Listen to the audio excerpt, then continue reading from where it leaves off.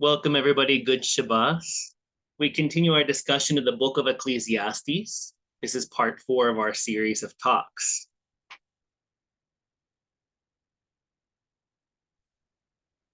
Right now, we find ourselves in Ecclesiastes 2, 18 through 23. And we've discussed Ecclesiastes in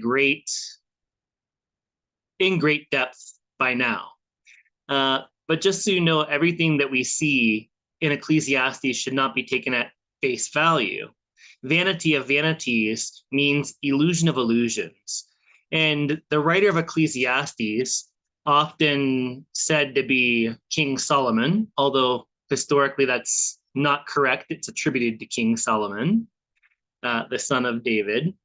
The wisdom of King Solomon is said to be very great. So a lot of Jewish wisdom is said to come from him or is resultant from him in the wisdom traditions.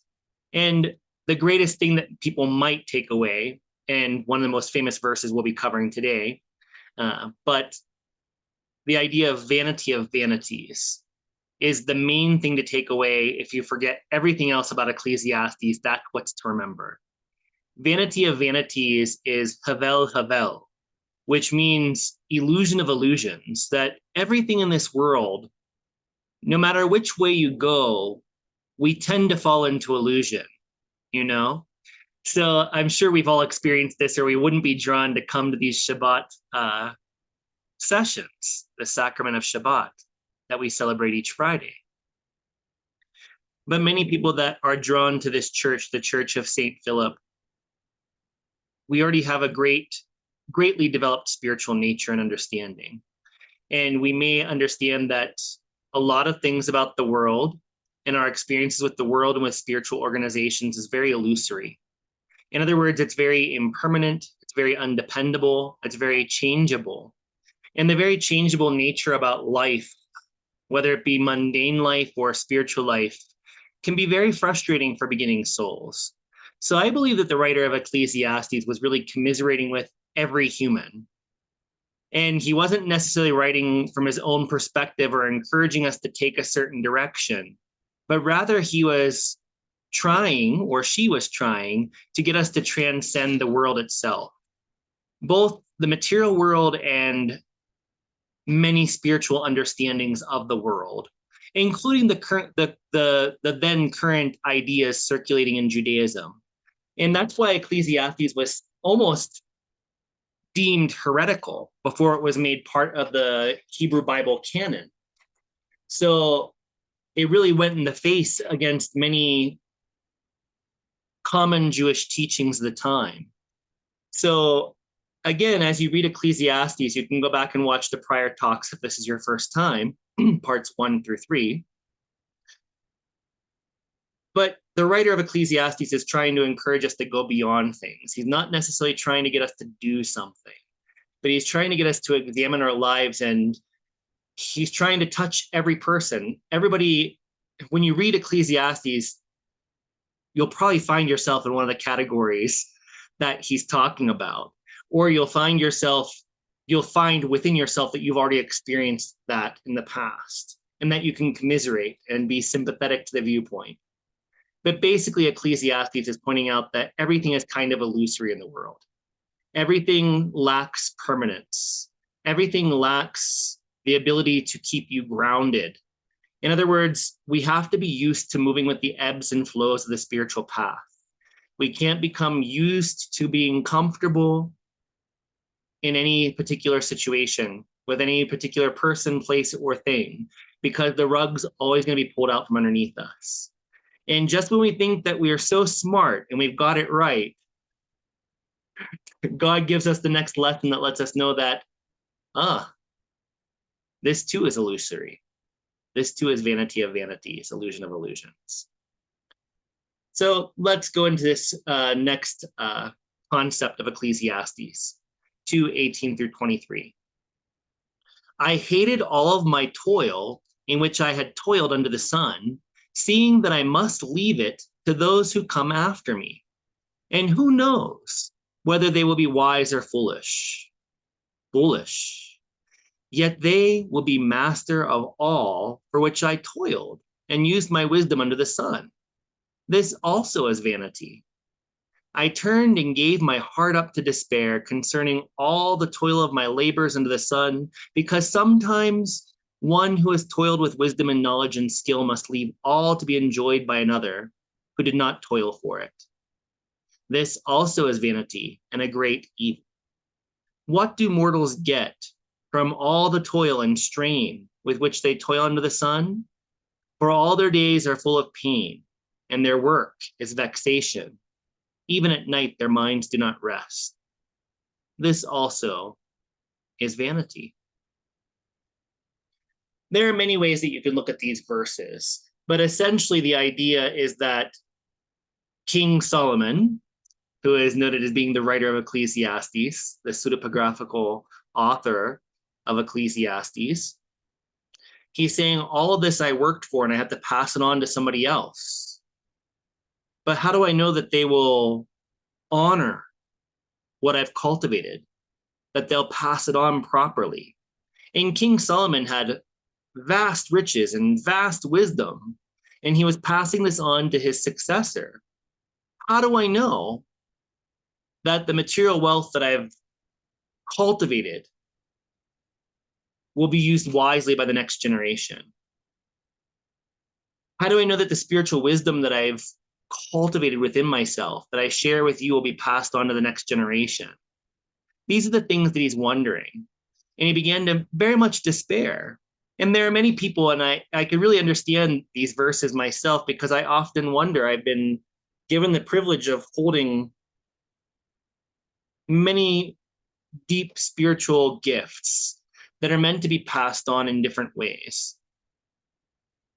And sometimes you wonder, all this work that I've done, will it be carried on or will it die when I die? But you know what? It's illusory and it doesn't matter.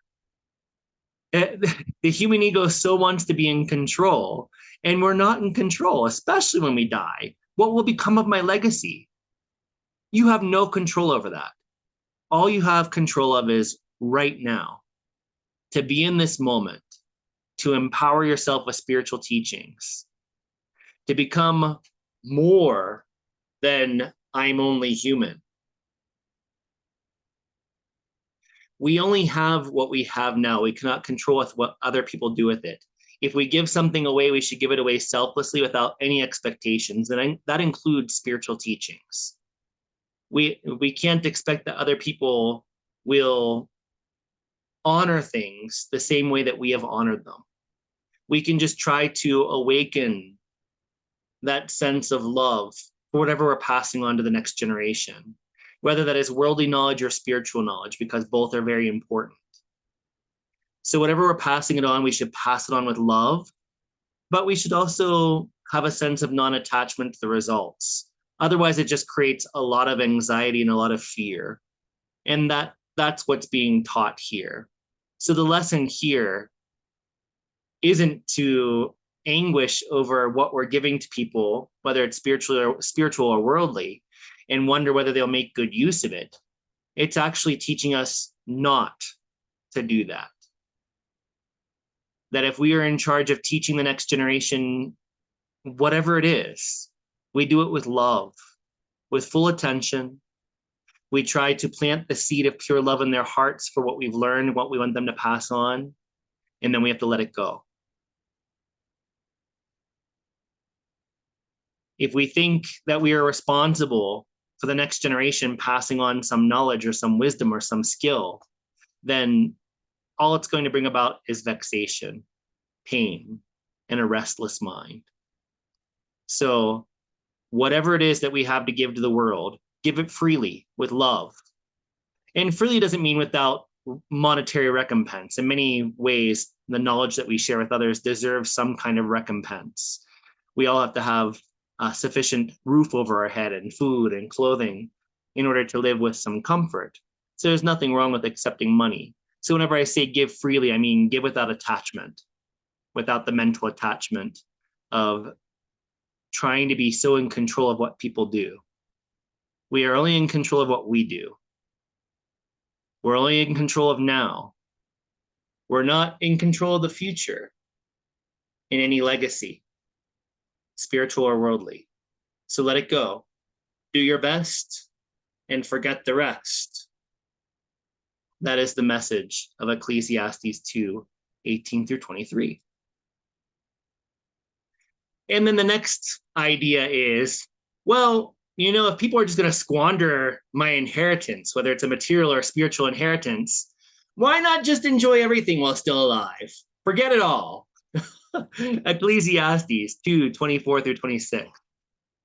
There is nothing better for mortals than to eat and drink and find enjoyment in their toil. This also I saw is from the hand of God. For apart from him, who can eat or who can have enjoyment? For to the one who pleases him, God gives wisdom and knowledge and joy. But to the sinner, he gives the work of gathering and heaping, only to give to one who pleases God. This also is vanity and a chasing after wind. So the other perspective is a lot of people, for example, will save up and they think that they have to leave something to the next generation. This is happening less and less in today's world because the way the world is run, nobody really has a retirement or an inheritance to give, right? So a lot of what we have to give to the next generation is something from the heart or something from soul to soul. Not that people can't give inheritances in some situations, but it's becoming less and less. Constantly, at least in the United States, where they want to see the retirement age go from 65 to 70. And then as medical science increases, pretty soon we're going to be hearing in the next few generations that the retirement age will be 100 because society wants you to work to make the rich richer, right? But then certain people either stay in one place forever or they actually become poor. So, but in prior generations, a few generations before my generation, people were able to save up some money and give some sort of inheritance to their children. Maybe a house, maybe a little bit of money that they can, buy something to remember their parents by when they passed or whatever else. So in the last verses, we saw that the writer was saying, well, what if they squander what I give them? So there are some people that think, oh, I should save up something to give to my children whenever I leave this world. And in this verse, it's saying, well, no, they might squander it or not make good use of what I give them. So I should just spend all that money and eat and drink and be merry, live in the here and now, just enjoy myself. And the writer says, this also I saw is from the hand of God. For apart from him, who can eat or who can have enjoyment? So this is something that borderlined on almost heretical. This would be one of those verses that was judged, right on the edge. That red line was crossed. Because, you're supposed to have a little bit of propriety. You're not supposed to be drunk or drink. Most religions kind of are a little bit, what do you want to call it? They clutch their pearls at such things, right? Oh, drinking and eating. But you know what? There's nothing wrong with moderately enjoying what you've rightfully earned. But also, we shouldn't be so wasteful that we don't save something for the future, whether it's our future or our family's future, or maybe we're donating to some charitable institution to increase the benefit to the world that institution brings to the world. So it is kind of a bad thing to just be wasteful. But at the same time, if you've rightfully earned it, who are you hurting? If it harms nobody, then it's okay, essentially. That's what is being said here in Ecclesiastes at this point. So, for to the one who pleases him, God gives wisdom and knowledge and joy. But to the sinner, he gives work of gathering and heaping, only to give to the one who pleases God. So here they're stating that those that please God, that offer the right kind of worship or do the right kind of services or fulfill all the mitzvot or the commandments, then God gives that person wisdom and knowledge and joy. So God gives both material and spiritual nutrition to those who please him. But if somebody is a sinner, makes mistakes, or doesn't fulfill the mitzvah of Torah, then God gives them the work of gathering and heaping, meaning you just work, work, work, and you don't necessarily produce anything for yourself. You have to give it away to those who do please God. So this is kind of if you do good, God does good to you. If you do bad, then God's just going to increase your frustration. I think that honestly, it's kind of a cop out to say that, God does everything good and everything bad in our lives. That's kind of where this can be interpreted. Really, if we do good, good will come back to us. If we do bad or we do nothing, then nothing will come back to us that's of any value. So in the end, it's us, the human beings, that are responsible for the good results of our actions, the bad results of our actions. Although we tend to say, oh, thank God I got this raise, or, oh, how could God do this to me? I lost my job, I lost my house. If we really reflect, we'll find that we are the originators of all the good and bad results in our lives. Is it God's blessing to fulfill the goodness that we put out into the world? Certainly it is. Is it God's prerogative to let us fall in the ditch sometimes when we go the wrong direction? Yes, otherwise we wouldn't learn.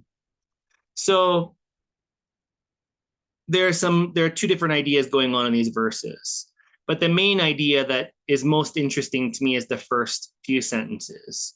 There's nothing better for mortals than to eat and drink and find enjoyment in their toil. So I would disagree with that. And ultimately, the writer says again, this also is vanity and chasing after the wind.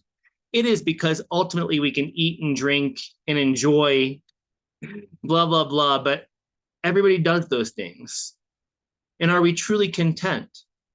Are we truly happy? Or do we want more? Is there anything in this world that can really satisfy us in a permanent way? Yes, you can have momentary pleasure in this or in that, right? And most of those things are okay. Most momentary pleasures are okay. Having a nice cup of coffee is a great pleasure, right? Having a good glass of wine is a great pleasure. But does that keep you permanently happy? The only thing that can fulfill us, that can give us permanent happiness, again, is our relationship, the soul's relationship with God. That bliss in meditative union, in the union of prayer, in the union of selfless service. That is where permanent happiness lies, if we persist in those practices. So here, the author is challenging our sense. There's nothing better for mortals than to eat and drink and find enjoyment in their toil. And then he says, oh, but this is illusory. It's chasing after the wind, because who can ever catch the wind, right? You can't catch happiness from impermanent things. That happiness will slip right through your hands like sand. So that is the lesson of Ecclesiastes 2:24-26. And then this is perhaps one of the most famous parts of Ecclesiastes, 3:1-8. For every season, for everything there is a season, and a time for every matter under heaven, a time to be born and a time to die, a time to plant and a time to pluck up what is planted, a time to kill and a time to heal, a time to break down and a time to build up, a time to weep and a time to laugh, a time to mourn and a time to dance, a time to throw away stones and a time to gather stones together, a time to embrace and a time to refrain from embracing, a time to seek and a time to lose, a time to keep and a time to throw away, a time to tear and a time to sow, a time to keep silence and a time to speak, a time to love and a time to hate, a time for war and a time for peace. There is such great wisdom in this. And that's why it's probably one of the most famous verses from Ecclesiastes, and probably from the whole Bible itself, whether it be the Hebrew or the Christian Testaments. This is very, very famous. It's about acceptance. For every season, there's something to do, and it might not always be pleasurable. And notice that he talks about dualities. Everything here is about accepting dualities, that sometimes there's a pleasurable moment in life and other times are not so pleasurable, that we should get used to this ebb and flow, the waves on the ocean of our consciousness, right? So there's a time to be born and a time to die, a time to plant and a time for harvest, a time to kill and a time to heal. All these opposites. It's like yin and yang, in-yo in Japanese. So there's always the light side of things and the dark side of things. And both parts are needed in order for the human consciousness, the human soul, to evolve. If things were always perfect, we wouldn't want to aspire to be greater than we are now. We wouldn't aspire for evolution. So it is the pain and the disappointments and the impermanence in life that makes us seek spiritual truth, spiritual reality, God, if you will. So as we live in life, if we want to spiritually grow, I hear from many different groups, people always ask, well, why is there suffering? Why do I feel this pain? I have all these doubts. We say that God is good, but yet there's always this back and forth, a time to kill and a time to heal, a time to tear and a time to sow, a time to love and a time to hate, a time for war and for peace.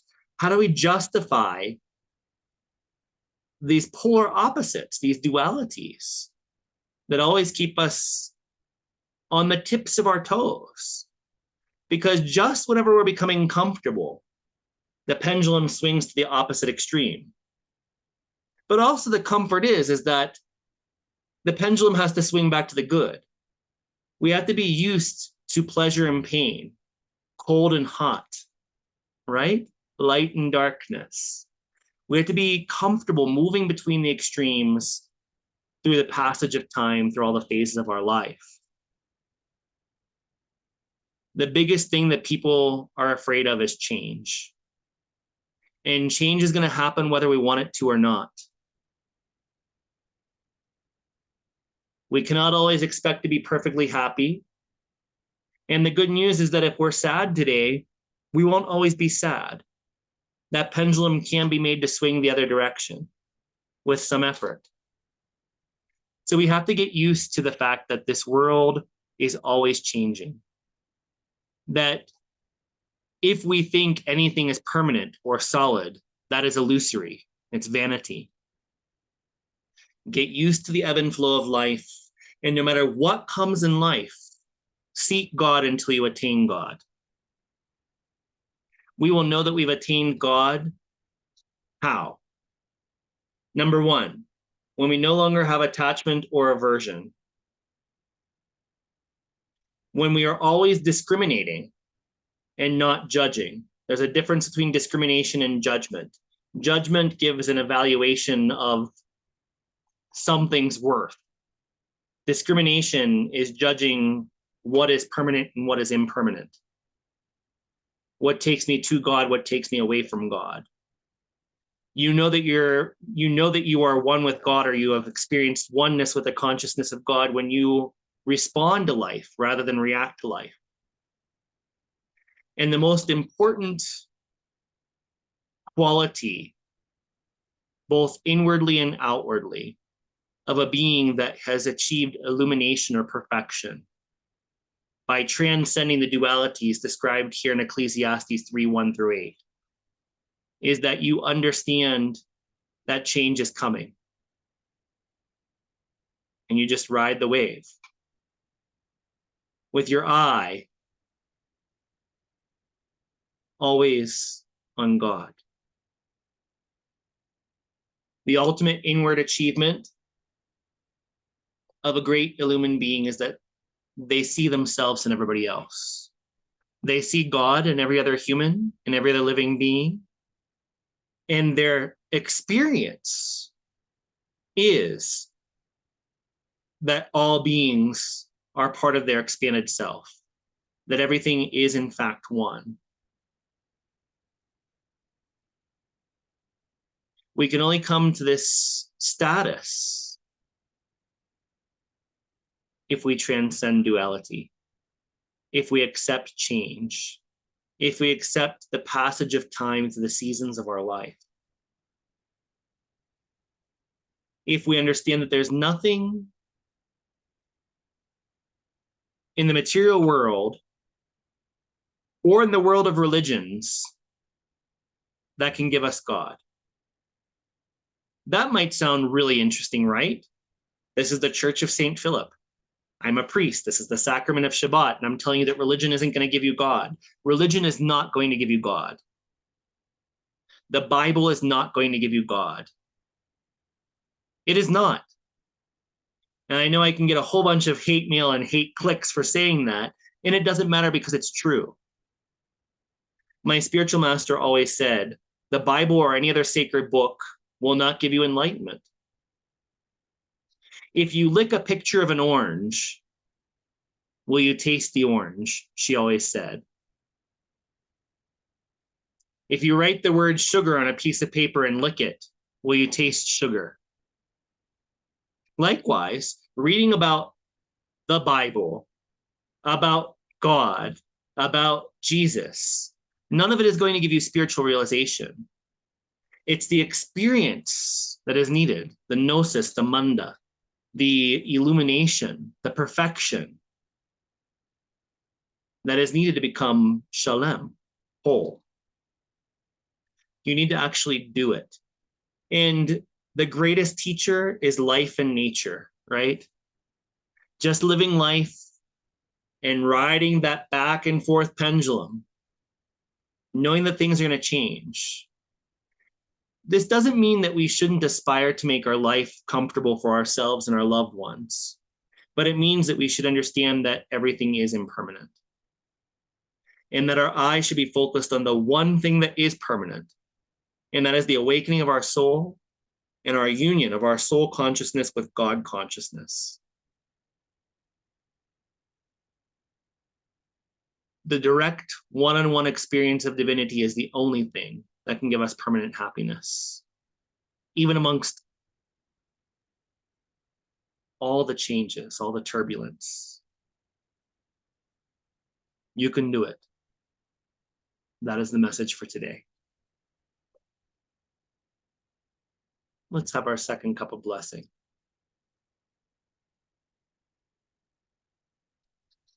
Heavenly Father, Divine Mother of the Universe, though duality will always be present for as long as we have these human bodies, don't let the swinging pendulum of the changing seasons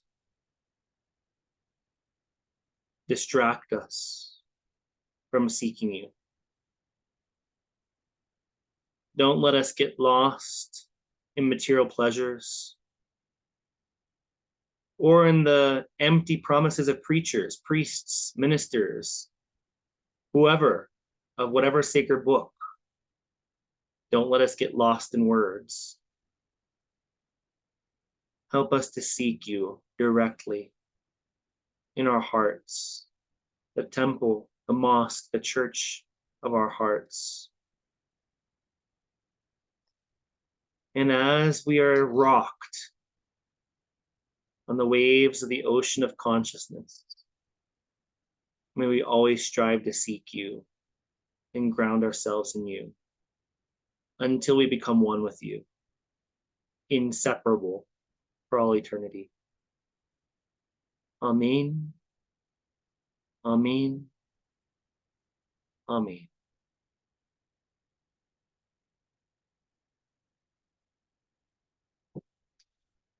Good Shabbat, everybody. I'll see you next week.